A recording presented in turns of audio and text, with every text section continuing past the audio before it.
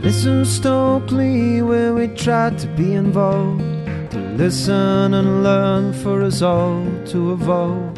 So welcome to you and welcome the world. We hope you enjoy the stories to be told. Welcome to Stokely, a podcast where we explore environmental conservation, our human mindset and adventure. Each week we invite you into conversation with people from all walks of life, people who truly inspire us and set about contributing to a greater place for us all to call home. So please take some time to settle in for our conversation today with our host, Maya. Welcome to the Stokely Podcast. My name's Maya Backhausen, and we are on a mission to maintain the art of conversation. I hope you are as motivated and inspired coming out of these conversations as I am, and I hope it leads you to start, sit, or listen in conversation. We invite you to join us in acknowledging the traditional custodians upon the lands where this podcast is created and listened to, and pay respects to their elders past, present, and emerging. On this podcast today, I have the great pleasure of speaking with linguist, author, and filmmaker Helena Norberg-Hodge. Helena is the founder and director of the international non-for-profit organisation Local Futures, and a pioneer of the new economy movement and the creator of World Localization Day. Her work spans almost half a century, and it's received the support of a wide range of international figures, including Jane Goodall and His Holiness the Dalai Lama. Prior to our conversation, I was able to watch two of Helena's films, Ancient Futures, Learning from Ladakh, and The Economics of Happiness.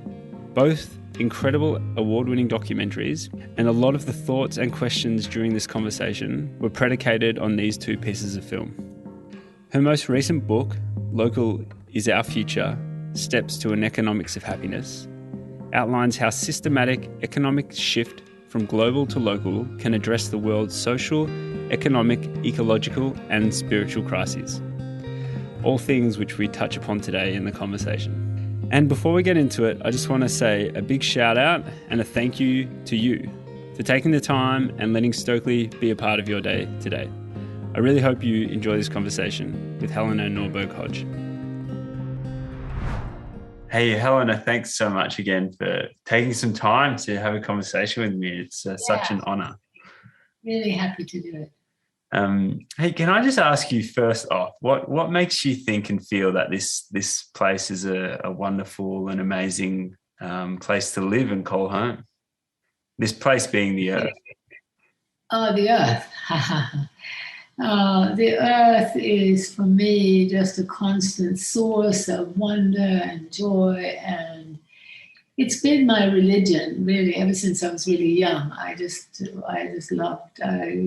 I knew I really loved nature, and it's actually quite common in Sweden, where I grew up, that nature is a bit of a religion, and we didn't lose some of those earlier, I think, nature traditions even, but we also had so much unspoiled nature, so I grew up being able to be on a beach, no other person there, on little islands around Sweden that were, again, nobody else. So you had this wild wilderness to yourself, forests. We used to pick berries and mushrooms and so on when I was young, so it was pretty wonderful. Yeah, amazing. And you're currently in Byron Bay, so do you have an active? Do you make sure that you keep that as part of your daily life now? Like, are you always outside every day? I do, absolutely not enough. I'm committed to doing much more, but what I am managing is an hour's walk every day by the sea and a bit uphill to get my circulation going, which is really good for your spiritual as well as physical well-being.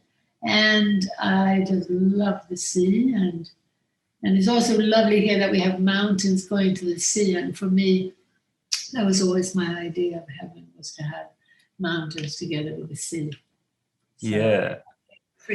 It's getting quite crowded, so it's not that sort of wild, unspoiled place, but it's still, it's still amazing. It's absolutely beautiful.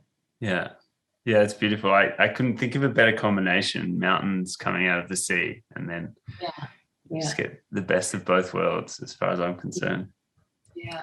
So Helena, it's so incredible looking through some of the work that you've been a part of and the work that you drive so consistently with local futures and economics of happiness. And I just wanted to say, like, what does it mean to you when someone like His Holiness the Dalai Lama supports your work, or someone like Jane Goodall as well? Like, what does that mean to you to have those people, being appreciative and positive about the work that you do?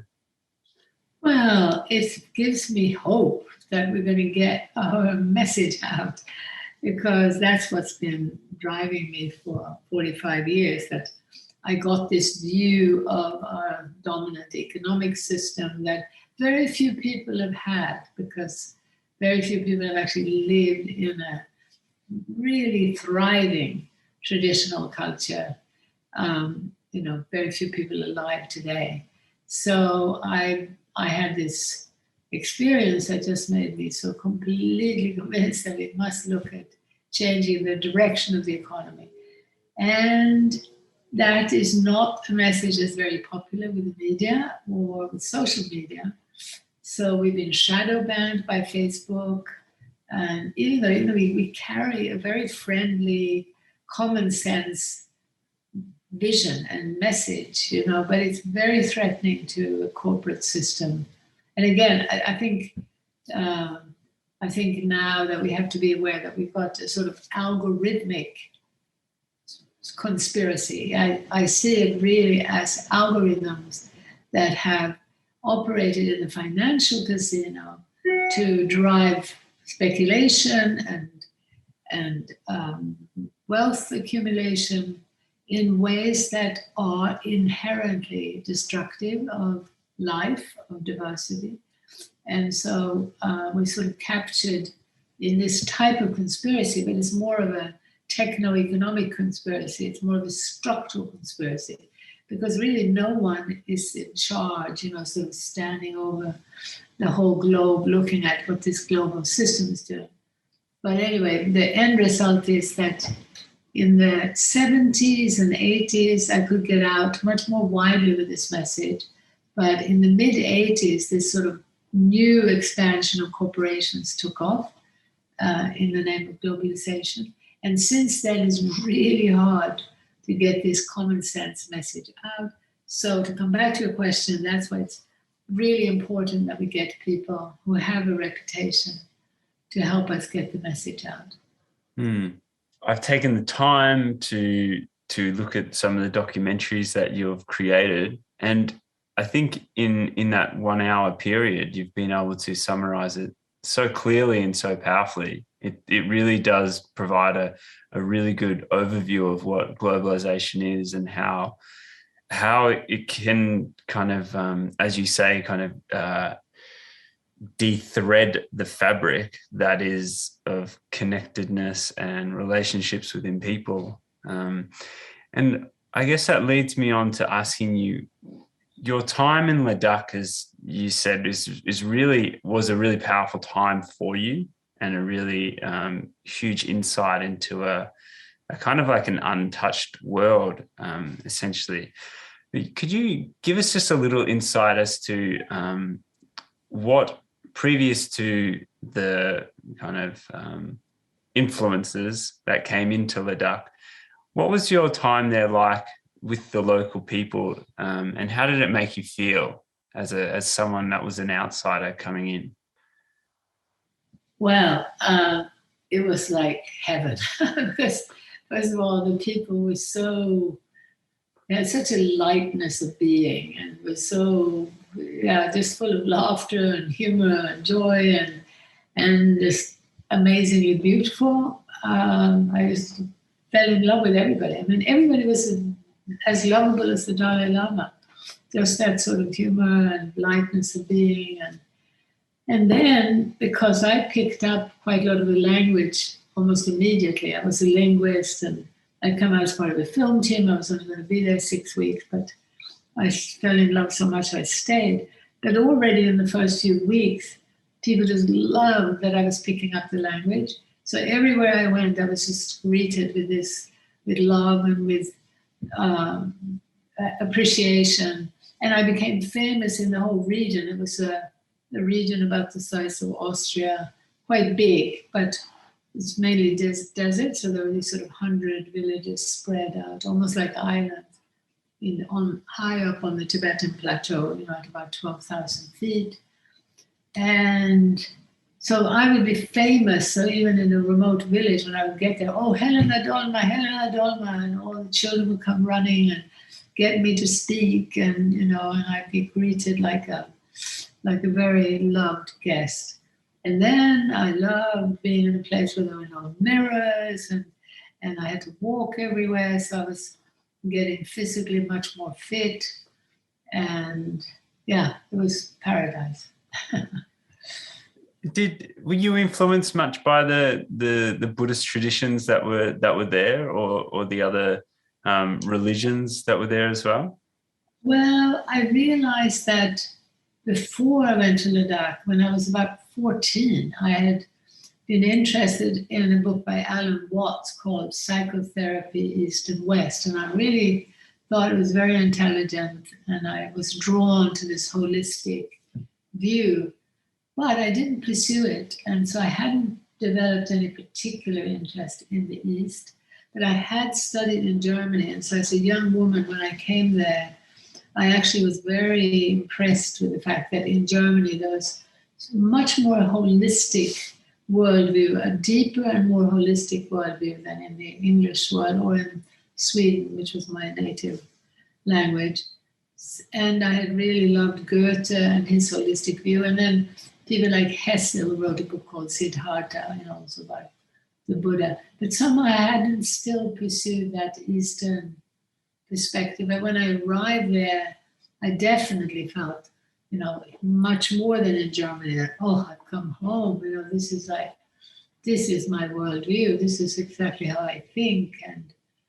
And in fact, a lot of women, especially coming to, even today actually, but going back 45 years, so many women would fall in love and they'd say, I feel like I must have been here in another lifetime. Because it was a culture that respected the feminine. It was a culture that was very peaceful. So I became very, I felt very at home with the Buddhist worldview, but I didn't pursue Buddhism as an intellectual or even spiritual practice. I just became so aware that the whole way of life was a demonstration of Buddhist thinking, was a demonstration of structures that are needed to allow people to feel their sense of connectedness, to actually experience a certain level of interdependence, which is at the core of Buddhist teachings. Yeah, interdependence is a term that is used quite a bit in some of the documentaries you've created, and it's so far-reaching and so it's such a, there's not many boundaries there. Interdependence is how I'm trying to describe this. But when you use the word interdependence, what do you mean by that? Like, what are the powerful bits within interdependence that you think that, say, like our Western world is really missing? Well, I would say that for me, what became very important was to understand that people there were living in a way where they could see that they depended on this bit of land, on those animals, on that stream of water, on these rocks and this mud to build houses, and that they depended on, Sonam over there in that village, and within the village they had institutions where they had this human scale interdependent structure that supported them. So meaning, in other words, I know that this group will come and help during the harvest, and we have this group that will always be there for birth, death, and marriage. And so there was this very practical, very real, very pragmatic interdependence. But then on top of that, what Buddhism teaches is at a deeper, more profound level, the recognition that nothing exists in some kind of static, separate reality, that everything in life is this constant web of connection and change, so that, we are part of the air and the water, that we are, just like the rest of life, part of this constant changing reality. So what Buddhism teaches is that if you go around with a worldview that, as we do in the West, that thinks that everything is separate and has this static reality, and that we can create permanently, buildings that are going to be there forever, and people are going to stay the same forever, and who become locked into a facade of who they are, because we're not close enough to them to understand the change and to understand the life in life, which is this. So Buddhism has a very sophisticated way of looking at this from a philosophical point of view that's very helpful. And so if we kind of break that down a little bit more, globalization and the whole concept of globalization and its effects, kind of, you're saying that it kind of breaks the connections it breaks the local connections. And I remember you put it once that, and I might get this a little bit wrong, but if you can't see where your hand is reaching for something, then you don't know where it's actually coming from. Can you? So I said our hands have become so long that our arms have become so long we can't see what our hands are doing.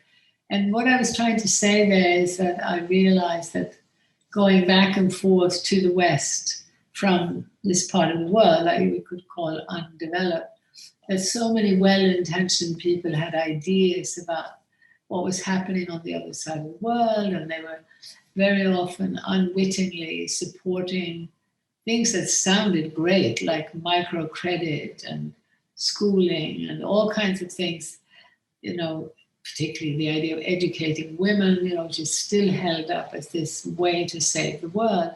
And they didn't realize that the reality behind those words was actually to train people away from ecological knowledge, away from knowledge where they could actually sustain their lives and, eat the food and build the houses and do all the things they needed to do without destroying the earth.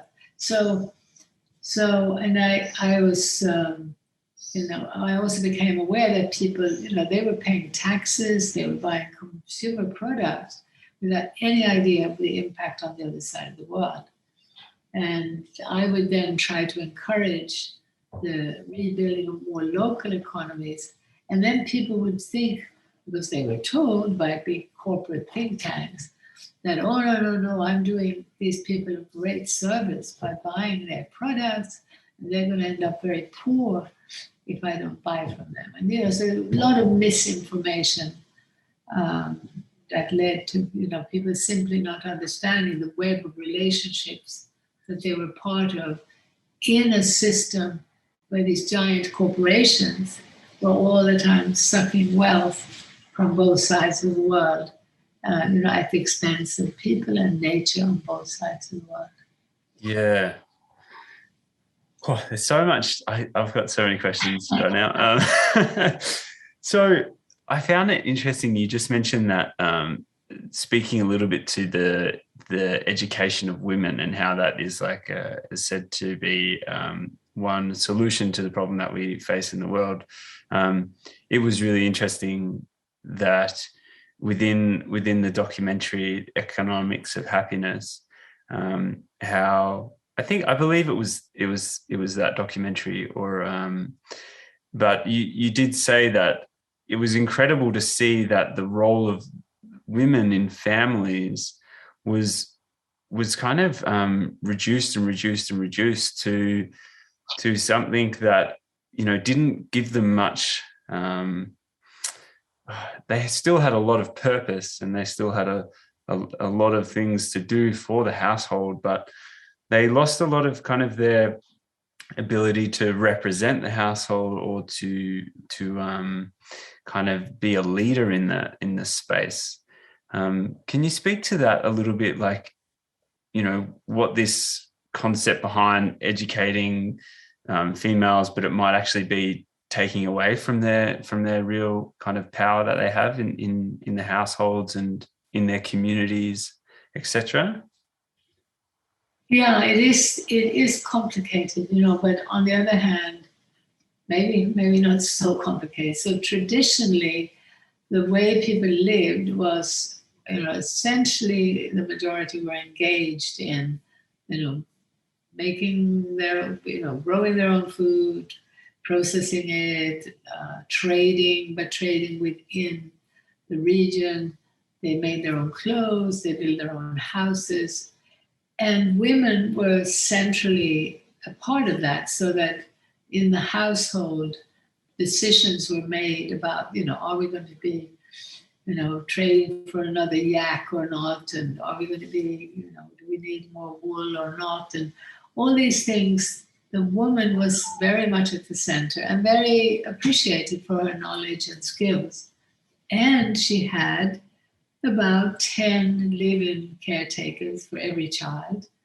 And those were, everything from brothers to uncles to grandmothers. And so this extended family and even community fabric was all within easy reach. And it meant that in the flow of things there, it was so easy to be a mother and to be empowered and respected and contributing to the economy.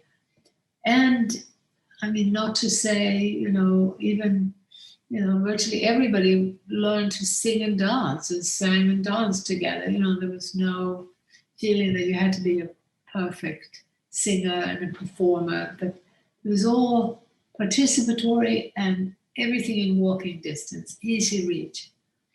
What happened with the schooling and with the whole development that comes with the modern economy is that it's always from the outset been removing people from that self-reliance and from that human scale, easy to reach, walking distance life.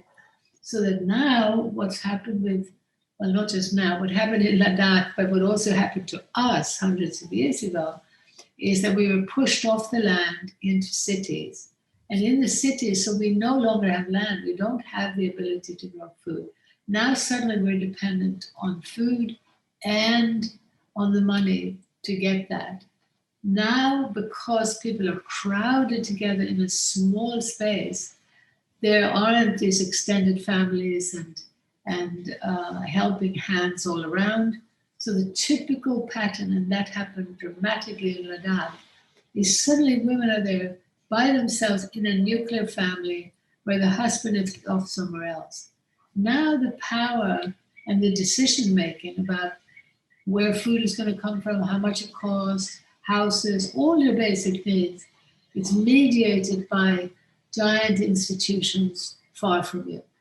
Now, as a mother, with small children, it's virtually impossible for you to participate in that.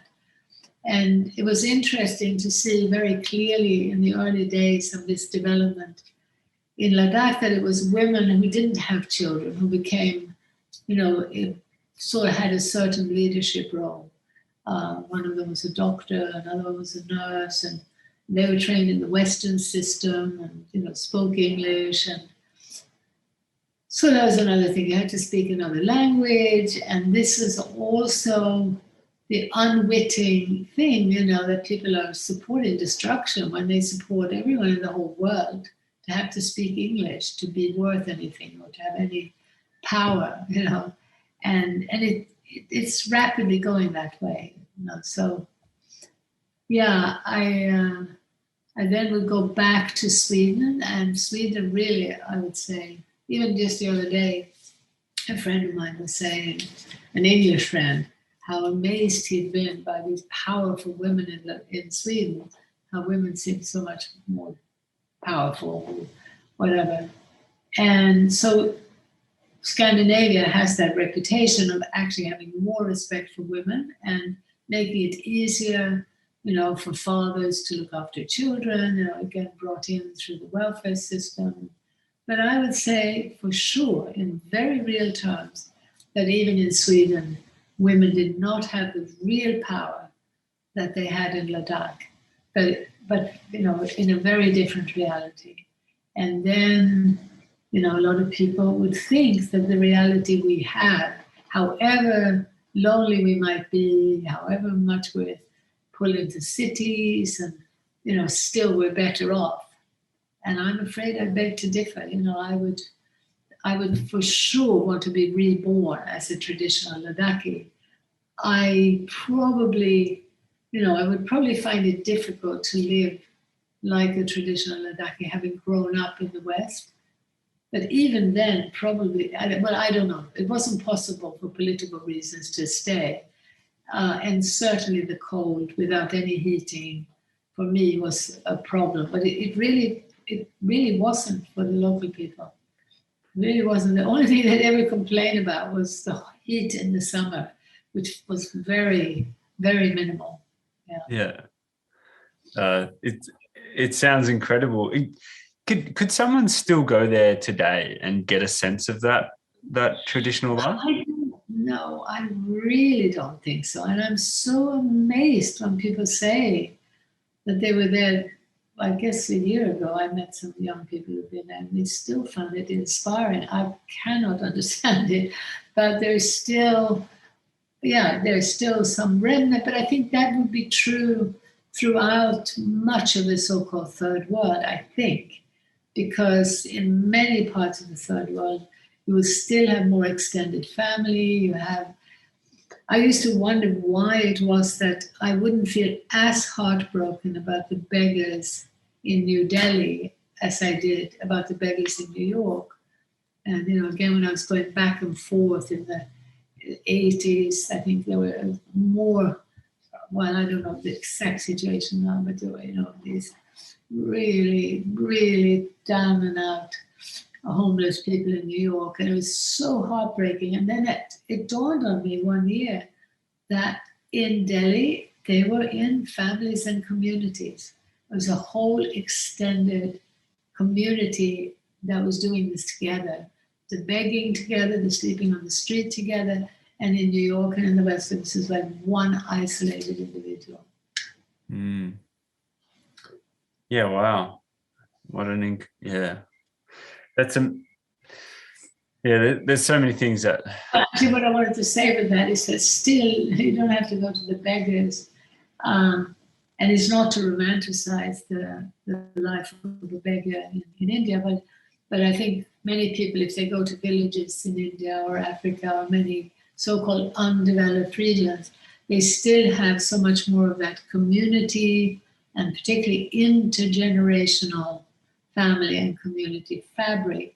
And so in many ways, they're more sane than we are. In many ways, they're much less neurotic, because what happens to us as we're born in a very unnatural way, which already is a bit of a trauma, and when birth was turned into a medical emergency rather than a very natural flow.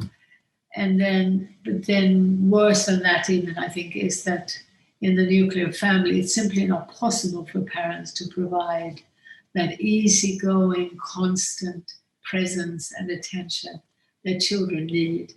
And so we're all a bit neurotic, and we've never had quite enough love as children in the past.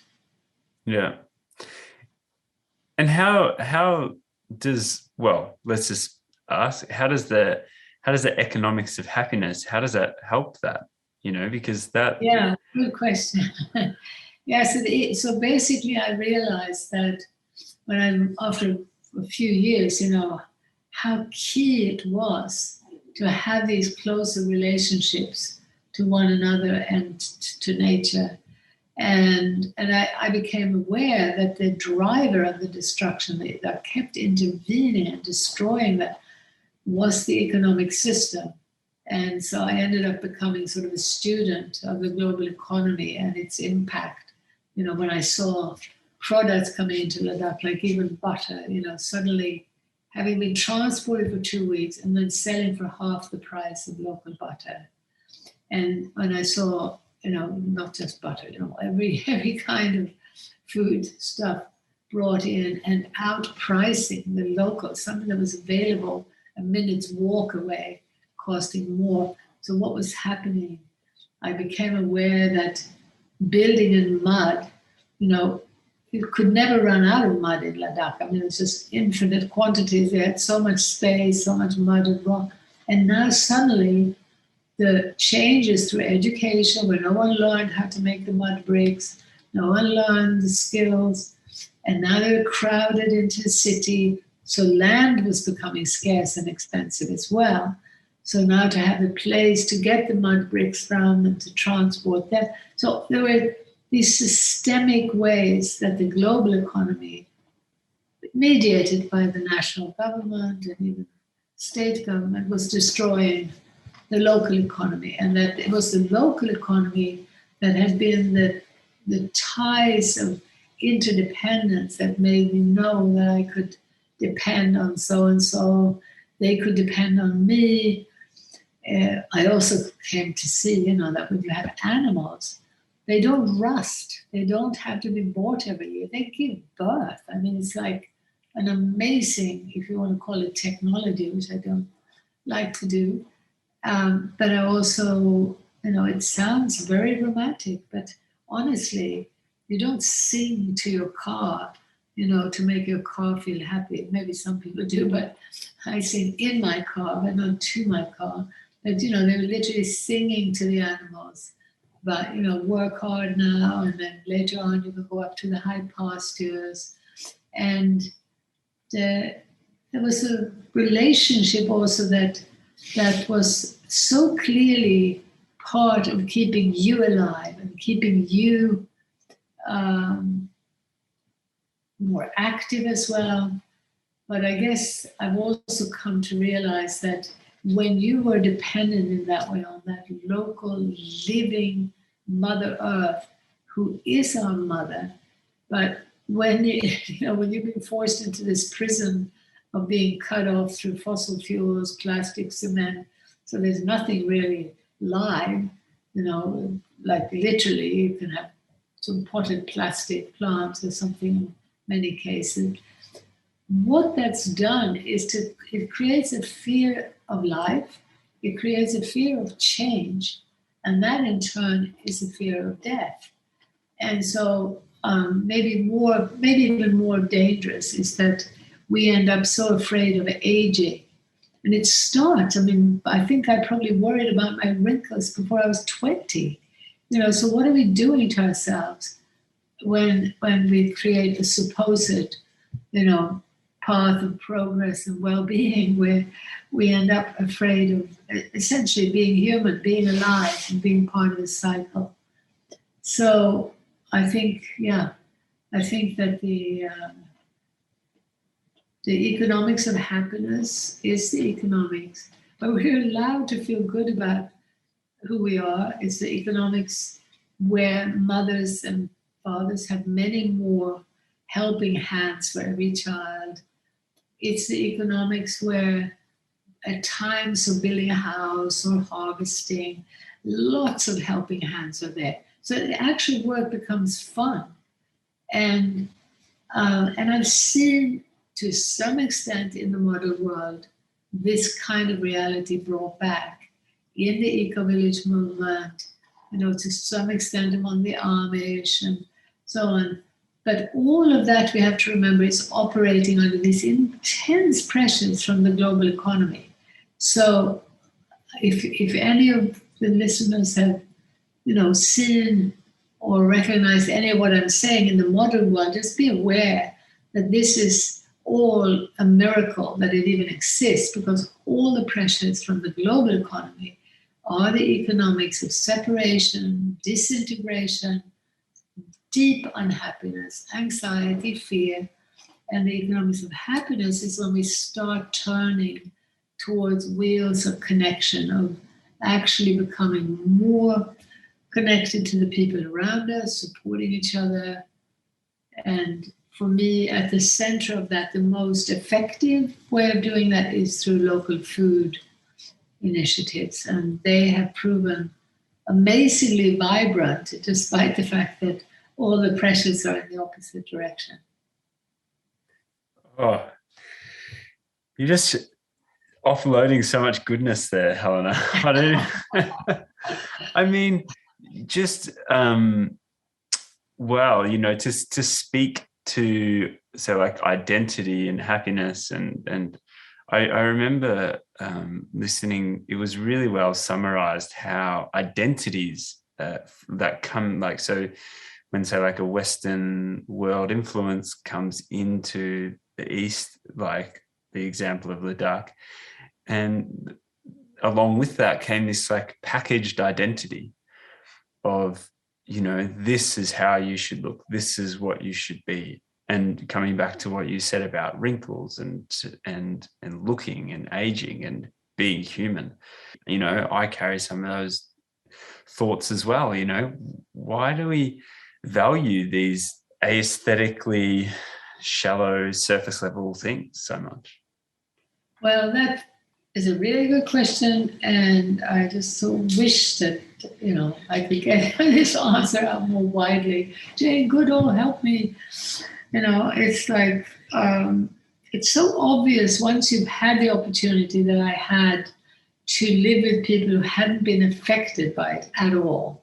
So I was living with people who had the deepest self-esteem of any people I'd ever encountered. And I didn't, you know, in the beginning when I sort of was there and I was so in love with the people, all this, you know, even the word self-esteem probably wasn't on, you know, on my mind. It took a while to understand how this all worked, but basically what I saw was that it is this dominant economic system that we've got to remember. It started, did you see our film Local, the new film we made? It's 8 minutes. I have not, no, I haven't seen it. Okay, well, yeah, you should look at that. I don't think it's not good enough, but what we're trying to do in that is to get people to recognize that this economic system from its very outset was about supporting global traders and an elite to the detriment of the majority. So in the beginning of this, it started with literally driving people off the land into, in the case of England, into this filthy mess that was London. You know, suddenly the institutions they had, where people had organized themselves over centuries to have some kind of relationship between each other and the land, wasn't perfect. You know, there was definitely wealth disparities and so on, but it was vastly more sustainable. But this sort of rupture of urbanization, where previously you would have a central trading town, you know, but to have this driving people away from the land, and this process of urbanization is fundamentally linked to the modern economy. And what I'm saying is quite different from many people who critique capitalism. The capitalist critique generally does not include, in this structural way, the relationship to the land. A critique of urbanization is essentially started out as being a critique from the point of view of social justice and equality.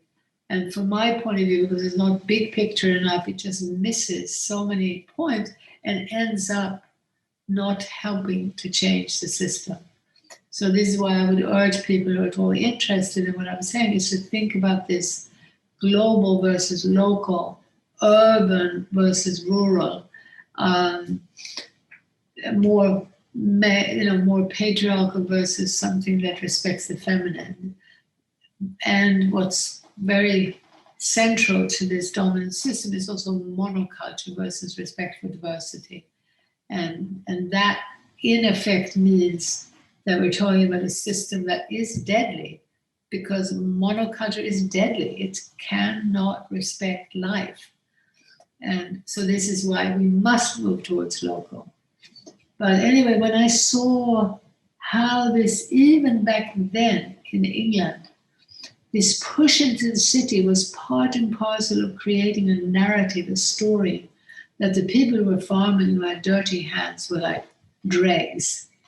And in many ways, our cultural trajectory in the West was at its lowest point in the Victorian age, when they would even put like covers on piano legs because the body and the senses and the sensual were considered criminal. And I should maybe mention also, it's a big download, but that the precursor to this was also what happened in Christianity.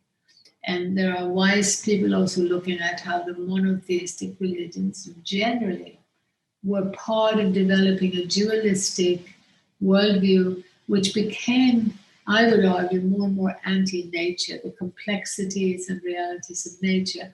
So it's a fundamental deviation from a more ecological view.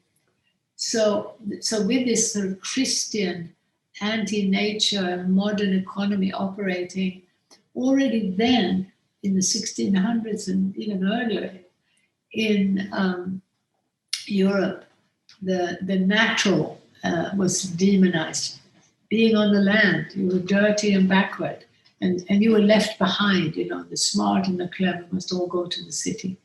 So now seeing that in the 70s in Ladakh, I was seeing a different incarnation of this, but very similar pattern. So very quickly, people were made to feel that they were backward and stupid and dirty. And the narrative was this dramatic pressure towards, if you want to be someone, if you want to be loved and respected, you've got to look like this. And you can see in Ladakh, it was so dramatic because people were so self-respecting and so happy and so healthy when I first encountered them. And to then see how even 4 or 5-year-old children would respond to the barrage of propaganda that made them feel that they were no good the way they were. And for boys and girls, it was literally Rambos for boys and Barbies for girls. And as it happens in the 80s, my husband and I were living in a rural part of Spain, but we were not living in Ladakh because we were there for about half of the year for political reasons. And in Spain, in these villages, as late as the 80s, where the baseline was nothing like as happy and healthy as the Ladakhi one, but still people were happier. They had a lot of their own local food. They were more in charge of their lives. And in comes supermarkets and toy shops. And the toy shops also with Rambo and Barbie. And in Spain, they were also dark-haired and dark-eyed, and the role models were blonde and blue-eyed, and as they were in Ladakh. And I saw this impact on young people. So we've had a very particularly global and perverse and deep destruction from the 80s, which is precisely when globalization in this new level of destruction took off, with global corporations having more and more power. Maybe I'm making this too complicated, too long-winded. Well, but because earlier, what happened to us with the enclosures and then slavery, was also essentially white European. And when I said it's the cultural nadir, I just want to make that point. I don't know if you'll use all this, but the cultural nadir also consisted of the fact that the leadership, essentially men, so it's very much a patriarchal system, were overtly misogynist, overtly racist, overtly anti-nature, very explicit spoken values. And now, fast track to the 80s. By that time, the system was still, in the early 80s, was still white. So the monoculture that was being promoted was this white, Western, blue-eyed, as I say with the Barbie dolls, so worldwide. But now we're facing something even more dangerous, which is that the system has learned that this is the best thing is to pull everybody into the urban consumer culture. So now, if you have dark skin and dark eyes, you're almost better as a role model. And it's pulling, this sort of entire global population into a situation where the differences are not so clear, but it is absolutely insidiously promoting an urban consumer culture as the way to go. Mm. And it's more complicated than that, because, well, I won't go into all the complexity, but I worry very much now about the romanticization of robots and the romanticization of a sort of transhumanism, which also is the whole gender polarization is feeding into that. And so we're in a very dangerous situation where the dominant narrative has become insidiously capable of invading our psyche and our values and tearing us apart, polarizing us. So I think I would urge people who are anybody interested in what I'm saying, do go back to my book, Ancient Futures, and our film. And we have lots of materials from other voices as well, if people want to delve deeper, because understanding how functioning indigenous cultures operated is extremely helpful for clarity. And I urge people not to study nature to figure out how we should live, because actually when you study nature, you can actually draw conclusions that are opposite. A lot of thinkers today think that by understanding nature better, we can learn, whether it's from the mycelia or the communication between trees, or, learning more about nature will teach us humans how to live better. I beg to differ. I've seen people draw very different conclusions from that. However, and of course, including the sort of neo-Darwinism and so on.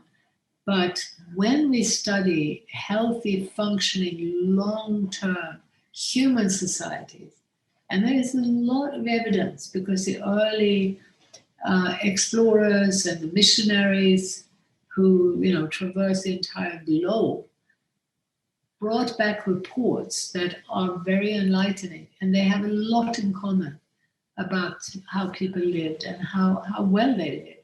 And this is not to say that we can't bring some technology into the future, or that we can't. It's also not possible for us to go back to live in exactly the same way, but there are fundamental principles. And I'll just say, again, one of the absolute is much tighter intergenerational community. Intergenerational, and let's say also male-female role models together. And a much deeper connection to the living earth, to the plants, to the animals, to life. These are absolute prerequisites for us regaining healthier ways of living. And what's more complicated is to explain why, in order to do that, we need more localized economic structures. But it's basically structures that allow us to experience that interdependence with others and nature. That's basically what localization is about. Mm. Beautiful. So simple. How long? It's taking you 45 years to bring it all together like that so far. No, not really. No, I wouldn't say that. What really helped me to bring things together was a book by Schumacher called Small is Beautiful, mm-hmm. which I also highly recommend. So it also, for me, being a woman, even a Swedish woman, I still probably might not have had the courage to write to the Indian governments and suggest, that we could start projects demonstrating renewable energy as an alternative to fossil fuels and so on. If I hadn't read Small is Beautiful, literally out there. And this was an economist of quite high standing who had had very similar experiences in Burma, where he had found people who were healthy, happy, and he really understood how destructive conventional development and growth was, and wrote a very important book, because this is also at the core, what I'm talking about is decentralization or localization is also about a return to more human scale. It's also about a return to more human and ecological pace. It's about slowing down and scaling down. And I guess most of those key things I became aware of, by the time I wrote Ancient Futures, which was about 16 years. So about 16 years it took me.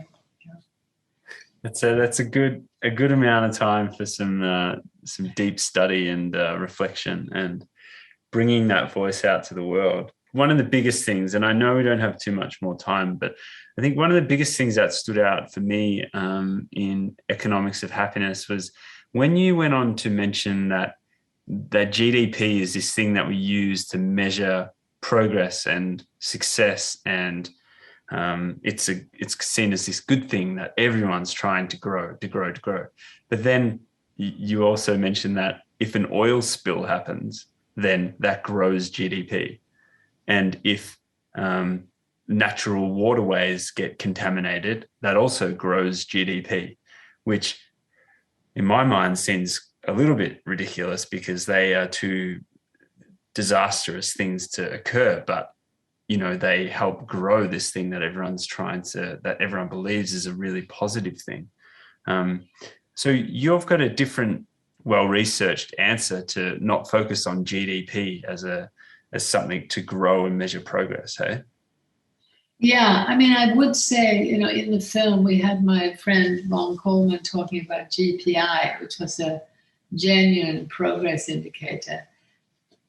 But I would say after years of working with some scientists and economists and so on, trying to develop alternative indicators, that, first of all, I want to say it frustrates me immensely that thoughtful ecologists don't pay more attention to that basic truth about economics, that, any and everyone, actually I say environmentalists, but also social activists, any and everyone who's trying to make the world a better place really needs to look at this basic foundation of the modern economy. And, if they can't think, it's maybe harder, to actually think globally and look at globalization, but to just look at the critique, the reality of GDP, and we are talking about literally that if the majority of us get cancer, need lots of chemotherapy, or our kidneys have collapsed and we need constant medical attention, or we have, illness contributes to GDP. If we were to stay healthy, it's a sort of unpatriotic thing to do if we believe that GDP benefits our country.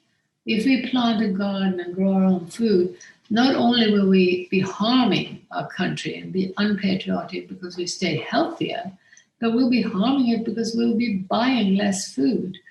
And so it's, and this again, by the way, is why the local food movement is so important. It's a total solution multiplier. It has all kinds of systemic benefit. But so GDP literally is a measure of commercialization.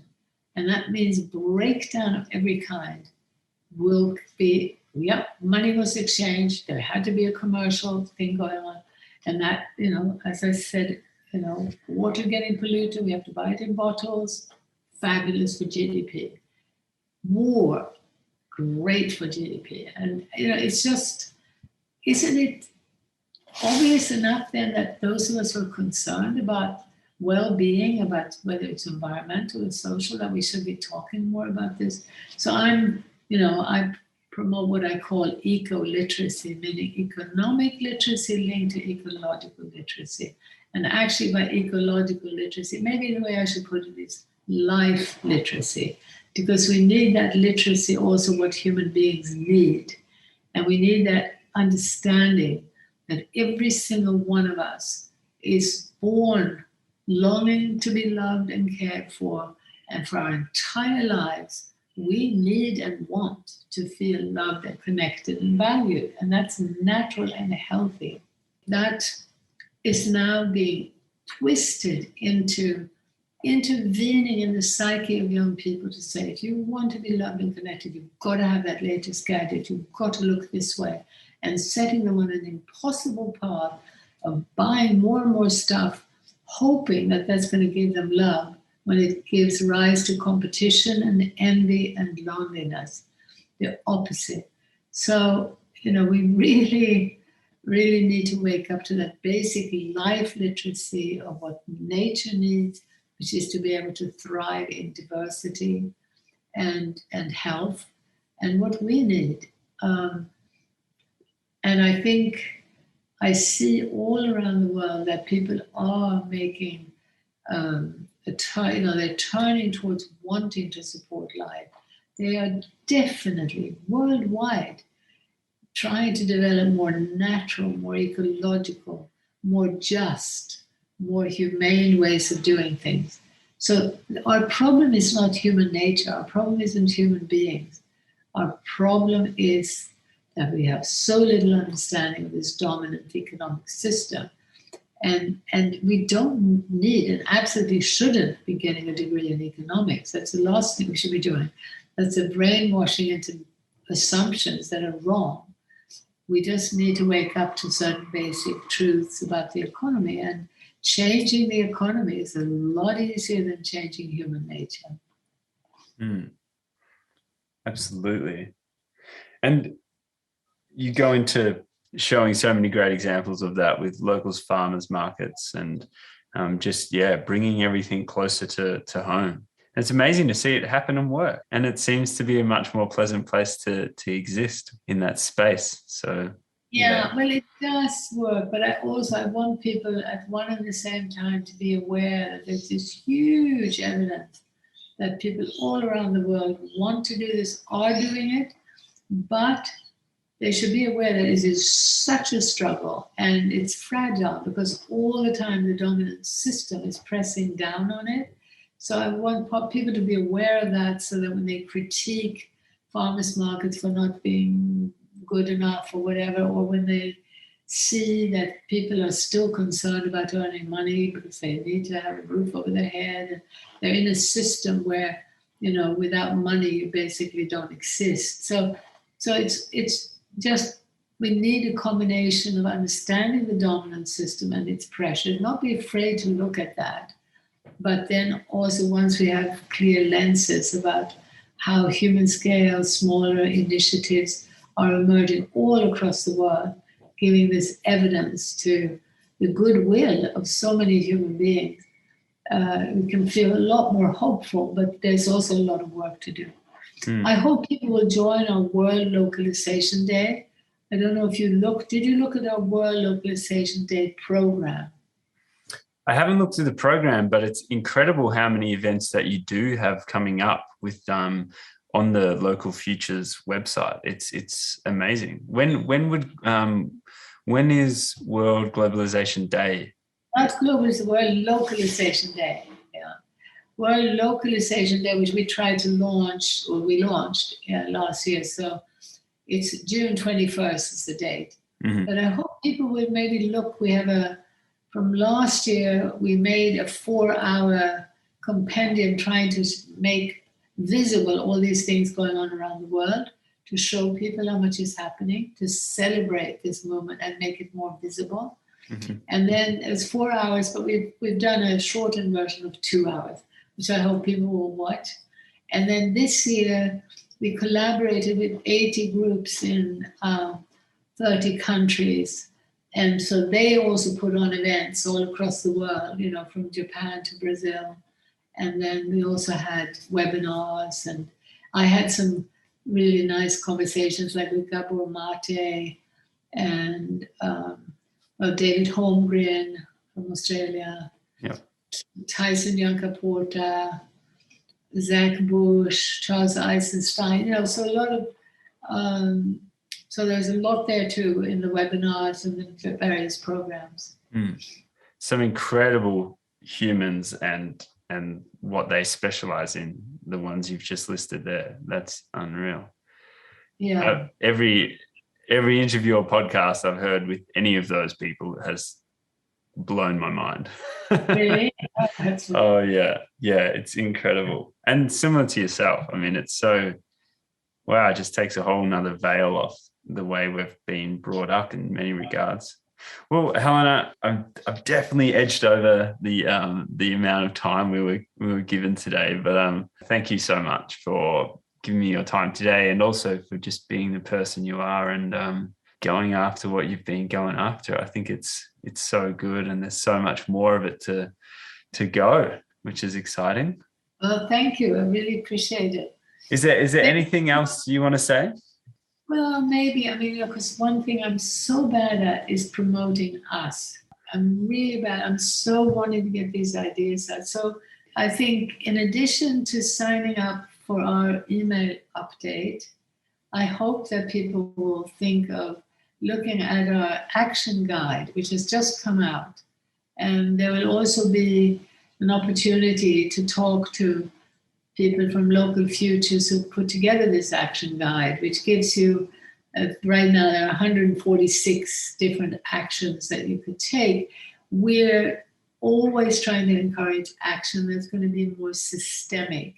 In other words, once you start looking at the global economy and local economies, you start seeing that there are so many things that we're encouraged to do that sound very good, like recycling our plastic and not driving our car and all that.